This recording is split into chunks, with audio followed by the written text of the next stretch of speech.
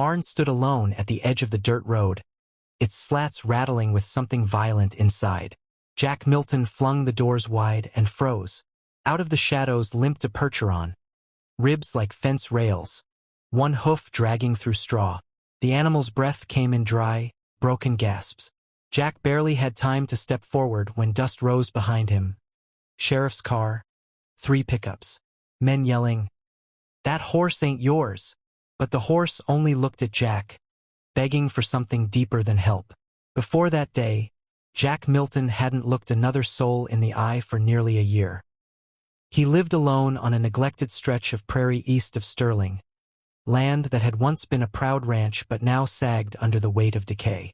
The fences leaned like old men after a long ride. The roof of the main house was patched with sheet metal and tar. A few cattle still roamed his pasture, and an old dog named Jasper hobbled from shade to shade, keeping watch mostly out of habit. There had been a time years ago when laughter lived on that land, when his wife Nora hung fresh laundry in the sun, and his daughter Lila rode bareback through the fields, her braids flying. But that world had turned to ash one summer evening when lightning struck the house during a dry storm. Jack had been mending the west fence. By the time he reached the cabin, it was too late. Flames reached the sky. Smoke covered the stars. His voice was raw from screaming their names into fire. Afterward, Jack had tried to rebuild. One board, one meal, one breath at a time.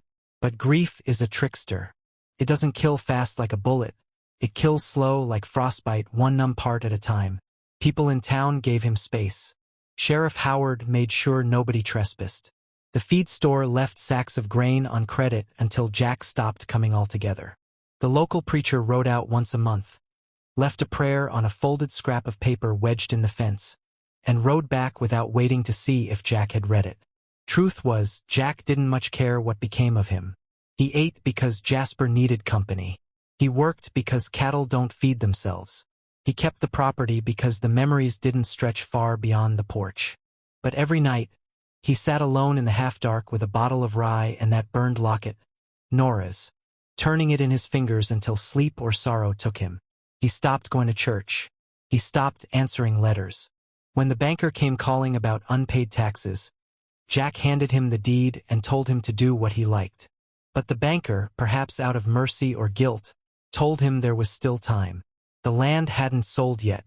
No one wanted a ranch that smelled of smoke and sadness. Jack spent that winter keeping himself alive. Just barely. He fixed the barn roof when it nearly collapsed under snow. He stitched Jasper's paw after the dog caught it on barbed wire. But these were actions without purpose. They came from instinct, not hope. Come spring, a sign went up at the post office in town. Outbuildings for sale, Harold Price Estate. Jack barely noticed it, until one day, he heard Jasper barking out near the road and found a young man unloading lumber at the edge of his land. "You lost?" Jack had asked, stepping out with his shotgun slung lazy in the crook of his arm. The boy jumped. No, sir. Just hauling out some scrap. Bought that old barn over there from Harold Price's nephew. $10. Said I could take what I wanted." Jack squinted at the structure. It sat like a skeleton of something that once mattered. Price's land butted up against Jack's, though the old man had been carted off to a care facility after he was found wandering the highway in his bathrobe. The barn had always looked half dead, but now Jack saw something else. A broken place that still stood. Maybe it was curiosity, maybe he was bored, or maybe some old instinct, buried under years of grief, was stirring again. Either way, Jack rode over the next morning and offered the kid $20 to take the barn off his hands. "I'm not gonna haul it off," Jack said. "Just want the structure. Figure I'll fix it. Store feed in it." The boy agreed quick. Too quick, maybe, and Jack left with a folded bill of sale and the faintest flicker of something. Not hope, not yet, but movement. In the weeks that followed, he patched the sagging barn door. He cleaned out years of dust and rats. He swept until the boards could breathe again. Jasper laid in the corner, panting contentedly, and for a few hours each day, Jack forgot the way the fire had smelled. It wasn't until the first thunderstorm of summer that he noticed something strange. He was sheltering in the barn with Jasper, watching the sky light up like a battlefield, when he heard it, a low, thudding sound, like a body shifting against wood. He paused, rifle in hand, listening. Came again. Not rats, not wind, something heavier. Jack moved toward the far stall, one he hadn't been able to open since the day he got the barn. The padlock was rusted solid, and the door was nailed shut. He figured it was just rot or decay. But now, the boards bulged outward as something inside slammed into them again. The rain stopped. The air went still. Jack's heart pounded like it hadn't in years. The next morning, he came back with a crowbar. Took half an hour to pry the door loose. Dust poured out like smoke. The smell hit him next, rank and bitter, like sweat and blood and old hay. And then he saw them, eyes in the dark. Big, dark, and shining with pain. The animal inside was barely more than bone. A percheron, maybe 17 hands, its once black coat dull and caked in filth. One leg dragged uselessly behind it. Its ribs rose like the frame of a shipwreck. Its breath rasped like a saw through green wood. Jack didn't move. The horse stepped forward, staggered, and stopped. And in that single look, man to beast, something ancient passed between them. A recognition, a shared grief. Jack backed away slowly, shutting the door. Not out of fear, out of shock. He sat on the barn step with Jasper pressing against his leg and tried to remember the last time something had needed him. He couldn't. That night, Jack didn't drink. He didn't turn the locket.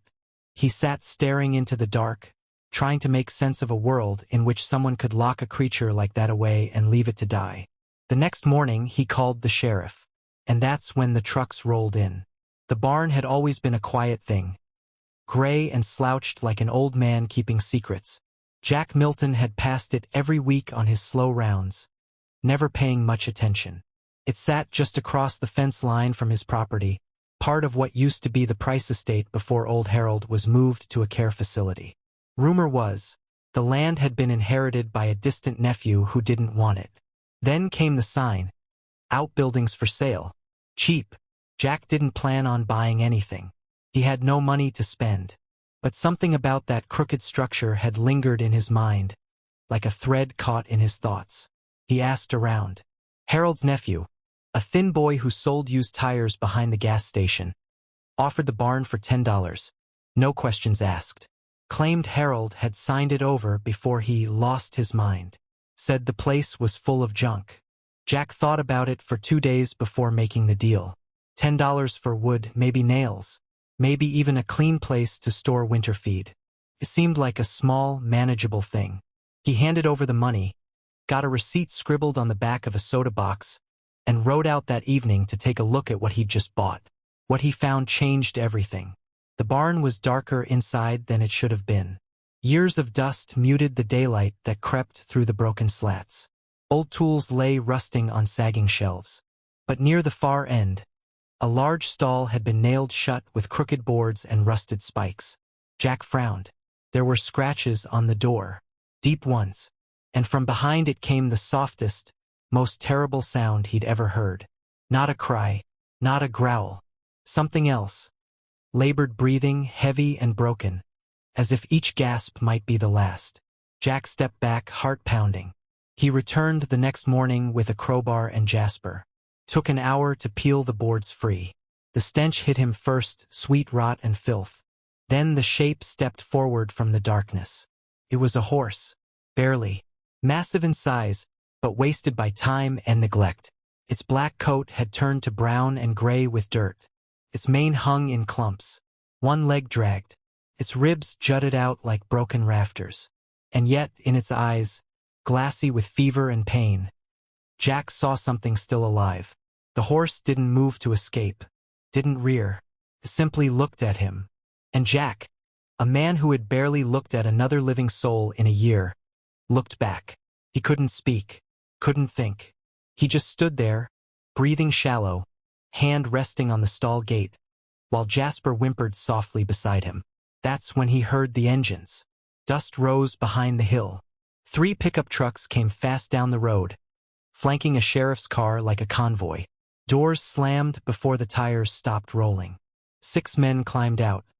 4 in dusty jeans, 1 with a clipboard, and Sheriff Hank Colburn in his worn badge and boots. Jack stepped out of the barn as the men approached. One pointed. "That barn ain't yours. Neither's the horse." Jack stood his ground. "Bought it. Fair and legal. Got paper. From Harold Price?" Another man snapped. "He's senile. Hasn't known his own name in months." "Did when I talked to him," Jack said. "And his nephew signed off." "That boy doesn't own anything," said a third man, red-faced and sweating. "You're trespassing. And that horse, that's Titan. Pure Percheron. Worth 15 grand easy." Jack glanced back into the barn. Titan, he didn't know the name then, was still standing, barely. His flank heaved with each breath. Worthless to some, priceless to Jack now. "That horse was left to die," Jack said. "That's none of your business," came the reply. "You think you're some kind of savior?" Jack looked at the sheriff. "Hank!" Sheriff Colburn rubbed his chin. "Paperwork's shaky. Harold's not mentally competent. That barn might revert to the estate." "So let it," Jack said. "But the horse stays." "You don't have the right," one of the men hissed. "We could have you charged with theft." "Then charge me." Silence fell. Jack turned and walked back into the barn, brushing his hand along Titan's side. The horse flinched, then steadied. A few hours later, Dr. Miriam Coates pulled into the yard. She was in her early 40s, her hair tied back, boots dusty. She moved with the practiced confidence of someone used to delivering bad news. She took one look at Titan and sighed. "God," she muttered. "He's barely standing. Can you help him?" "Maybe," she said. "But it'll cost. Feed, antibiotics, injections, salves for the skin, IVs for fluids. Could be weeks." "I've got $19, Jack said. 2 cows, if they're worth anything." She raised an eyebrow. "They're not." Jack just nodded. "Then I guess I'll owe you." Miriam smiled faintly. "You'll owe me if he lives." She started treatment that night. Titan didn't resist. He was too far gone. Jack helped hold the 4-bag as Miriam worked. Jasper curled beside the stall. The next morning a letter came. Official seal. Legal text. Cease and desist. Jack tore it in half without opening it. Sheriff Colburn came again, this time with 2 state agents. "Elder abuse laws," one of them explained. "If Harold sold you something while mentally unfit, it may be void." "Maybe," Jack repeated. "The horse is part of the estate," the other added. "That means you're harboring stolen livestock." Jack looked at them both. "He's not livestock. He's breathing." Later that day, Miriam came back with a new prognosis. "If we keep fluids going and the infection doesn't spread, he might make it." "What are the odds?" "Not great, but I've seen worse." Jack sold the 2nd cow. A neighbor took it, no questions asked. The money went to grain, ointment, and painkillers. Miriam taught him how to check the fever, how to clean the wounds, how to recognize signs of colic.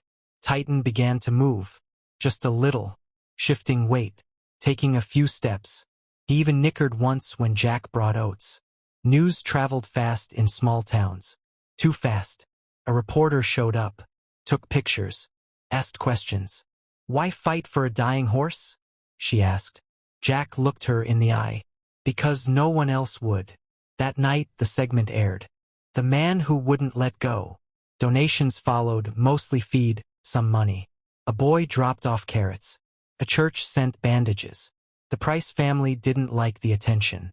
Their lawyer sent a new letter, demanding Titan's return, warning of litigation, citing false claims of ownership. Sheriff Colburn came again.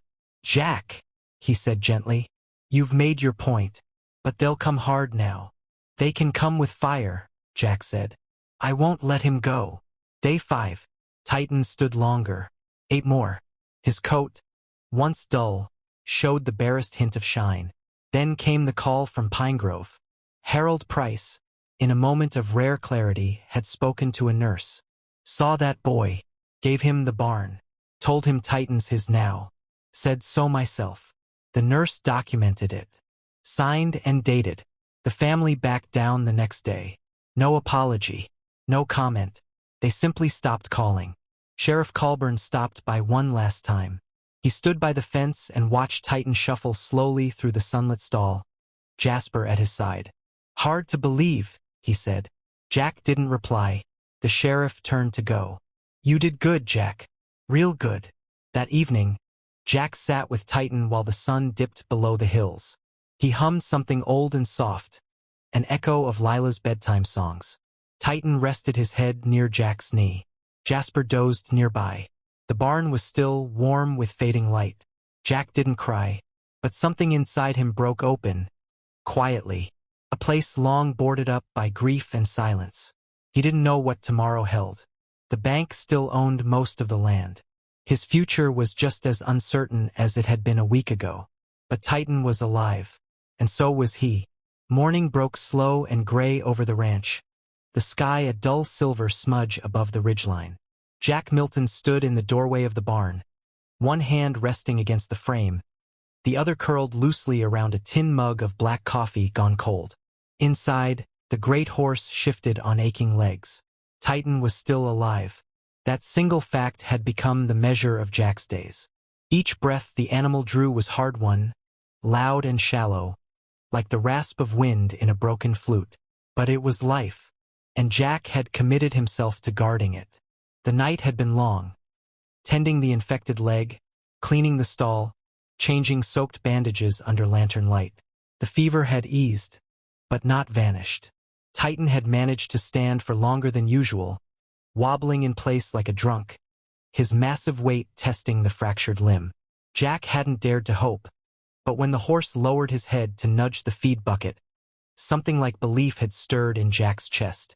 Now the wind stirred low across the dry field, and Jack took a slow sip of cold coffee, letting the taste center him. He knew the Price family wasn't done. Their silence after Harold's muddled statement wasn't surrender. It was waiting, planning. Jack could feel it in the air, like a storm building just beyond the hills. He walked slowly back into the barn, set the mug aside, and dropped to one knee beside Titan. "You're not out of the woods yet," he murmured, brushing dried mud from the horse's flank. "But I figure neither of us is." Jasper padded in, yawning wide before settling beside the stall. He hadn't left Titan's side since the day they'd opened that door. Later that morning, Jack looked over his supplies. The feed was running low. Only a day's worth of mash remained, and half a jar of liniment. He had one clean roll of gauze, 2 syringes, and enough antibiotic for maybe another 3 injections. That afternoon, he loaded up the truck. The old Ford sputtered to life on the 4th try. He drove slowly, windows down, the wind tugging at his sleeve like a child needing attention. Town looked the same as it always did, dusty, tired, half asleep. He pulled up outside the feed store, cut the engine, and stepped inside. Mr. Sutter stood behind the counter. He looked up, startled. "Jack Milton," he said, as if saying a name from a gravestone. "Need mash," Jack said. "And whatever you've got for infection. Liniment too." Sutter hesitated. "That horse still alive?" "Barely. You paying with miracles, or you got money now?" Jack reached into his coat and produced a battered envelope. Inside were a few small bills, gathered from couch cushions and an old coffee can buried in the shed. He laid them on the counter. "That's everything I've got," he said. Sutter counted it slowly. "This'll get you some grain, maybe 1 bottle of salve." Jack nodded. "It's enough." The man grunted and started packing items into a sack. "Heard the Price family's trying again. Sheriff stopped in yesterday." Jack met his eyes. "Let them. You're not gonna walk away from this clean, Jack." Jack picked up the supplies. "I'm not trying to." He drove home under gathering clouds, the road slick with dust and memory. That evening, as rain began to fall, he mixed the mash, checked the bandages, and fed Titan in silence. The horse ate slowly, each chew labored, but he ate. When Jack finished, he sat beside the stall, listening to the storm settle in. The barn creaked under the wind. Jasper slept by the door. Then Titan did something he hadn't done before. He turned his massive head and pressed his nose gently against Jack's shoulder. It was a small touch, but it carried weight. "You're welcome," Jack said softly, not bothering to hide the tremor in his voice. The next day, the sheriff came again. Sheriff Colburn didn't knock, just stepped quietly up to the fence, hands tucked in his belt. "They filed new charges," he said. "Claim you're withholding property.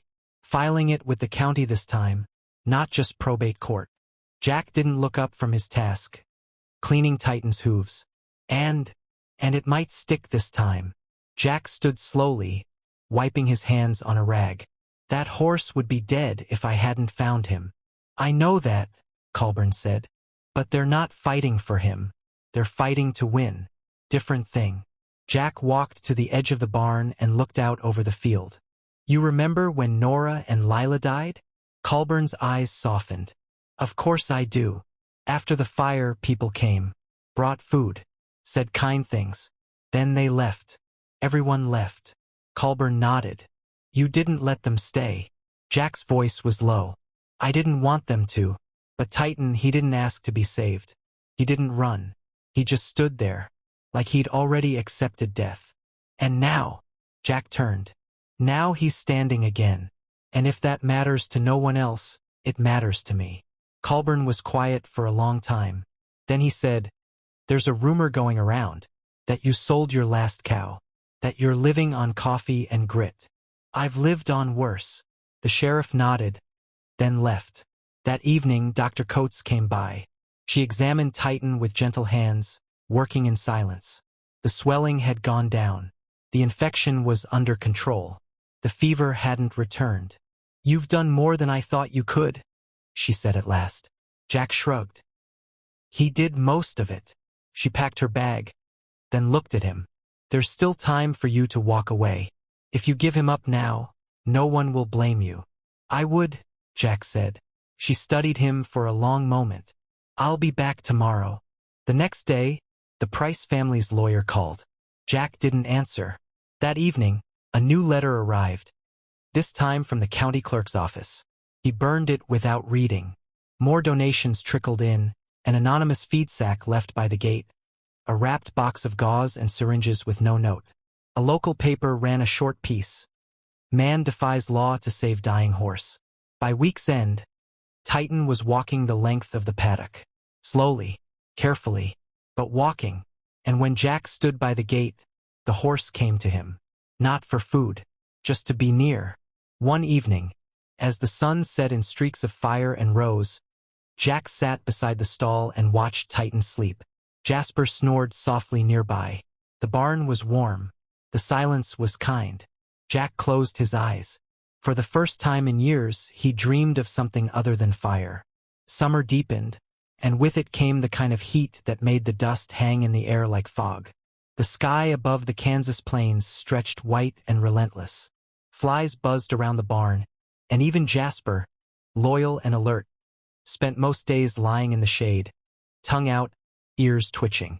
Jack Milton didn't notice the heat much. His body was sore, sunburned, always tired. But it moved with purpose. He rose with the sun, fed Titan before himself, cleaned the stall, applied the ointments, checked the leg. Routine became survival, and in survival, Jack found something like steadiness. Titan had gained weight. His ribs were still visible, but the hollows were filling out. His coat, once dull and filthy, had started to catch light in places. His eyes no longer looked through Jack but into him.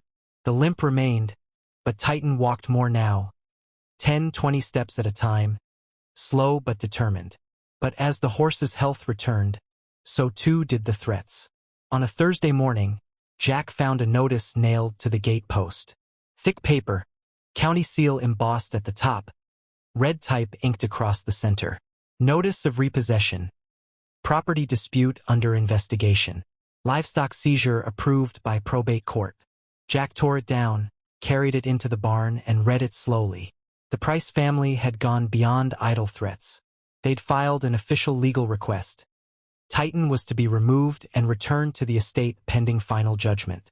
Jack folded the letter once, twice, and slid it into the tin box where he kept all the others. There were 6 now, all threats dressed as paperwork. He fed Titan by hand that morning, watching the horse chew with heavy patience. "They're coming for you," Jack said aloud. "And I'm going to be right here when they do." That afternoon, the sheriff came again. Colburn parked beneath the cottonwood, left his cruiser running, and walked up slow. His expression was grimmer than usual. "They're not bluffing this time, Jack. The court gave them a temporary injunction. 2 deputies and a livestock officer are coming Monday." Jack nodded. "They're within their rights," Colburn added. "If you stop them, you'll be arrested." Jack met his eyes. "Then they'd better bring a bigger truck." Colburn sighed. "I know what this means to you." "Hell, I do. But they've got paperwork now. Judges. Court dates. They'll make it stick if you're not careful." Jack didn't reply. "They'll show up with a trailer, Jack. With chains, if need be." Jack glanced toward Titan, who stood in the paddock, head high. "They'll have to take him over my body." "I hope it doesn't come to that," Colburn said, his voice quiet. The sheriff left without saying more. That night, Jack sat on the floor of the barn, back against the stall, Jasper curled beside him. The lantern flickered. Titan rested his head against the gate, breathing slow and deep. "They don't see you," Jack whispered. "They just see numbers. Old blood. They think you're a ledger entry." The horse didn't respond, but his presence was steadying. At dawn, Jack was already up. He cleaned the wound, mixed the mash, rechecked the water barrel. Every motion had become muscle memory. Later that morning, a reporter from Topeka arrived.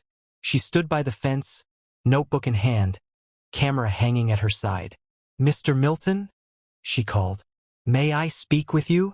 Jack was hauling feed when he saw her. He hesitated, then walked over. "I've been covering the court petition," she said. "People are following your story. Would you talk to me? Just for a minute." Jack leaned on the fence post. "What do you want to know? Why fight this hard? Why risk arrest over a horse?" He looked down. The sun made her squint, but she didn't look away. "Because somebody has to," he said. "Because when you find something broken and alive, you don't turn away. Not if you've been broken too." She wrote it down. "Anything else you'd want people to hear?" Jack thought a moment. "I lost my family, my voice, my place. Titan gave me something to hold again. I'm not letting that go." The story aired that night. Donations arrived in small waves: feed, salve, fresh bandages. A teenager from a town 40 miles away drove in with a sack of oats. An older woman left a sealed envelope with $50 taped inside. Miriam came by the next morning. She carried a crate of antibiotics and a thin folder. "They've added a formal complaint to the estate case," she said, "claiming elder fraud, saying Harold was manipulated." Jack didn't flinch. "I didn't even talk to Harold. His nephew sold me the barn. They're saying that's fraud too, that the nephew wasn't authorized. I've still got the receipt. It won't matter if they prove Harold lacked capacity. That voids everything." Jack glanced at the folder. "Anything in there that helps?" Miriam pulled out a copy of the Pine Grove statement. The one where Harold, in a moment of clarity, had said, "Sell the barn to the boy. Give him Titan. He'll care for him. I can't anymore." Jack had read it so many times he knew every word. "It won't hold in court, will it?" "Not by itself," she said. "But if we can get another witness, another nurse, maybe, it might shift something." Jack nodded. "Try." That weekend, Carter Price showed up. He pulled in with a new truck, stepped out in polished boots, button-down shirt tucked tight. "I thought you'd have given up by now," he said. Jack was fixing the fence. He didn't look up. "You're standing on family land," Carter went on. "Trespassing, technically. That barn isn't yours. That horse, he's a prize animal. Damaged, yes, but he's ours." Jack stood slowly. "You left him to die. We didn't know he was in there. You didn't care to check." Carter stepped forward. "You think this is about some moral high ground? It's about value. You stole something valuable, and you're going to face the consequences." Jack pointed toward Titan, who was grazing in the back paddock. "Look at him. Really look. He's still standing. That's what I did. I kept him standing. Carter's jaw tightened. We'll see how long that lasts. He drove away. That night, another call came from Pinegrove. A second nurse had remembered Harold's statement. She wrote it down, had it notarized. It wasn't a perfect document, but it was enough to be filed. Miriam brought it by the next morning. You might have a chance now, she said. Good, Jack replied. They're coming tomorrow. Monday arrived hot and dry. At noon, 2 sheriff's deputies, a county livestock officer, and a state-certified vet arrived in a long white trailer. They parked by the fence and walked toward the barn in a solemn line. Jack stood waiting. Colburn stepped forward, hat in hand. Jack, he said, voice low. We're required to attempt removal. Jack nodded once. Try. The officer moved to open the gate. Titan, who had been grazing, lifted his head. He didn't run. He didn't flinch. He stepped toward Jack, stopping beside him, still and quiet. The vet looked at Titan, then at Jack. This horse isn't fit for transport, she said. Too unstable. Any movement could set back healing. Maybe worse. Jack said nothing. The deputy hesitated. That down. Do, the vet said. And write this too. The man taking care of him is the reason he's still alive. They left an hour later, empty trailer behind them. The legal fight wasn't over, but the removal order had failed. Jack fed Titan extra that night. Carrots, soaked grain, a little molasses. The horse chewed happily, tail flicking. You're still here, Jack whispered. And Jack knew something then. Not about the court, not about the Price family, not about the land. He knew that when a man chooses to stand where everyone else steps back, he doesn't just protect what's behind him. He becomes it. Came quietly. No sirens. No trucks. Just a cream-colored envelope slipped into the rusted mailbox nailed to the cedar post by the gate. The paper was thick, edges clean, bearing the county seal like a final stamp of judgment. Jack found it at dawn, after feeding Titan and walking the fence line. The grass was still wet with dew, and the air had the faint smell of cedar smoke drifting from somewhere miles away. He stood by the fence, turning the envelope over once, then again. Jasper sniffed at his boots. Titan was out in the pasture, walking the perimeter like Jack always did, as if mimicking the one man who hadn't left him. Jack walked slowly to the porch.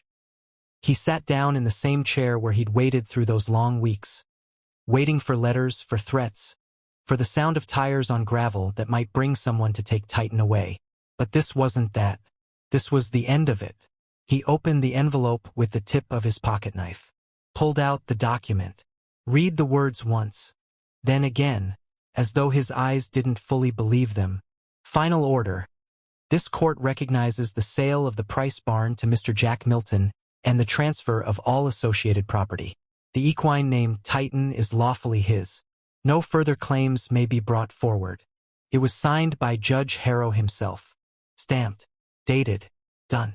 Jack folded the paper slowly, carefully. He placed it beside his coffee cup and stared out at the pasture.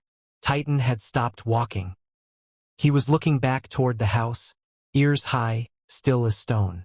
You're safe now, Jack whispered.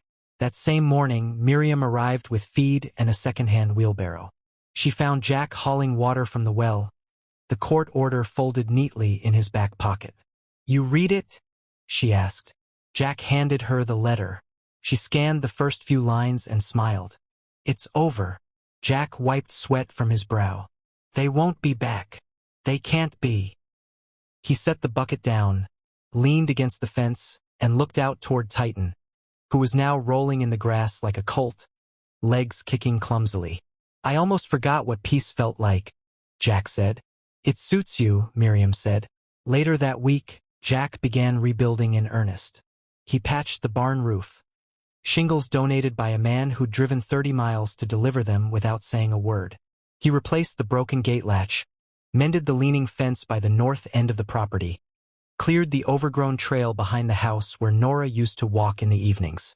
Jasper followed every step, tail swishing, always alert. People came. At first, they stayed near the road.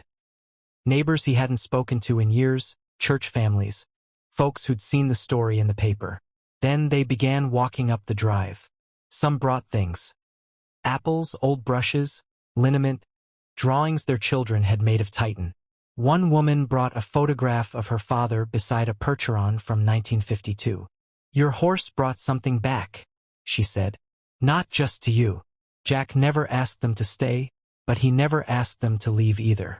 One afternoon, a boy from the nearby school came to sketch. Jack watched from the barn as the boy crouched in the grass, tongue between his teeth, drawing Titan under the maple tree. "You mind if I use this for a project?" the boy asked. "Long as it's true," Jack said. A few days later, Beth Price returned. This time she brought her daughter and a basket of canned peaches. Jack met her at the gate. Beth looked thinner, eyes clearer. "My uncle talks about you more than anyone," she said. "Says you were the last person he trusted." Jack said nothing. The girl, all elbows and braids, pointed at Titan. "Can I pet him again?" Jack opened the gate. "He remembers you." They stood together in the pasture, Titan lowering his head to the child's small hands. Beth watched. "You ever think about boarding other horses?" Jack raised an eyebrow. "There's a girl in town," Beth continued. "Parents don't have land. They're looking." Jack didn't answer right away, but the seed had been planted. Over the next week, Jack cleared the second stall. Then the third. He swept out years of dust and mouse droppings, scrubbed the troughs, restacked hay in neat rows. He didn't post any signs, didn't make announcements, but word spread. In 2 weeks, 2 horses arrived. The first, a rescued mare, thin and skittish. The second, a gray gelding with a crooked tail and a mean bite, belonged to a boy who'd lost his mother the month before. Jack gave them both a stall. He built new troughs, bought more feed, repaired the fence so it could hold more weight. Titan watched everything from the pasture, always near but never in the way. One evening, Jack stood with him by the gate. "You started this," Jack said. The horse flicked an ear. Jasper barked once, chasing a squirrel. Jack laughed. Really laughed, full and from the chest. For the first time in years. That night he cooked dinner, ate it at the table, even poured a second cup of coffee just because it felt good to sit and listen to the wind outside the window. When he woke the next morning, the light felt different, gentler, as though the house had softened in the night. On Sunday he drove to town, walked into church for the first time since the fire. People turned, whispered, but no one stopped him. He sat in the back, hat in hand, head bowed. Not because he needed answers, but because he was finally ready to listen again. When he got home, Titan was waiting by the fence. Jack opened the gate and walked beside him to the far pasture, where the grass was thick and the wind always moved. "You've come a long way," Jack said. "So have I." And for once, he allowed himself to believe it. Autumn had settled deep into the Kansas earth, laying a gold hush across the land. The leaves along the fence line had turned brittle red, the sky gone from bright blue to a soft, even gray that made the mornings feel like memory. Jack Milton stood beside the pasture gate, mug in hand, watching Titan walk slowly along the far edge of the field. The horse's gait had changed. The limp remained, but it was no longer a wound. It had become part of him, like the ridges in the bark of the old cottonwood tree or the weathered grooves in the porch rail where Jack's hands always rested. Titan moved with quiet dignity now, his strength returned, his eyes steady. The raw edges were gone. What remained was something whole. Jack leaned on the fence post. Jasper, now mostly deaf, sat beside him. The dog rarely left Jack's side anymore, and Jack never asked him to. There was a rhythm to their days, early feedings, slow walks, fixing what could be fixed and leaving the rest to time. The pasture was quiet, but not empty. 2 other horses shared the field now. One, a small mare with a scarred flank and wary eyes, had been brought by a woman whose barn had collapsed in a storm. The other, a tall, nervous gelding, had come from a boy who'd lost both his parents in a fire. Jack didn't ask for backstories, but people offered them anyway. They said things like, "I heard what you did," or "You're the one who saved the big horse." and Jack would nod and go back to work. He didn't want thanks. He wanted things to live. The barn, once a place of decay and hiding, was now something else entirely. The roof no longer leaked. The stalls were swept and lined with fresh straw. The feed bins were full. A new water trough had been donated by a retired rancher who remembered Jack's father from rodeo days. On weekends, children came. At first just a few, brought by neighbors or teachers. But then more arrived, from farther towns, carrying notebooks and cameras and wide eyes. They learned to open gates gently, to let the horses come to them. They whispered to Titan as they fed him apples, and he listened like he understood every word. Jack watched them from a distance, heart steady. He had not set out to build a place for others. But the world had come anyway. Beth Price came often. She no longer apologized when she arrived. Her niece had taken to brushing the smaller mare, talking to her in long, imaginative stories while Beth and Jack drank coffee on the porch. "My uncle would have loved this," she said once. "Not just the horse, but the way you gave everything a second life." Jack didn't reply. He looked at Titan, grazing in the distance. "He got to see it happen," he said finally. "That matters." In late October, a box arrived from Pine Grove. Inside was a book Harold Price had left behind. His journal, carefully packaged, with a note from the nurse. "He asked that you have this. Said you'd understand the parts no one else did." Jack read it over 2 days. The pages were uneven, sometimes rambling, but the last few entries were clear. They spoke of regret and memory, and a horse that had once saved a young man's heart. There was a line near the end that Jack underlined with shaking fingers. "It's not too late to leave something good behind." He closed the book and placed it on the shelf beside the photograph of Lila and Nora. Their picture still stood upright, a bit faded, but present. He spoke to them sometimes now, not as ghosts but as company. The frost came early that year. The fields turned white in the mornings, and the creek behind the barn froze in thin layers that crackled beneath Jack's boots. He put up windbreaks, lined the stalls with extra hay. Titan's winter coat grew thick and soft. He liked the cold. It made him more playful even at his age. Jasper needed help up the porch steps some nights. Jack built him a ramp. The days grew short, but they felt full. One afternoon, a woman from the county arrived. She said the school board wanted to know if Jack would speak to a class. "I'm not much for talking," he said. "They don't need much, just to see where it happened." He said yes, though he didn't know why.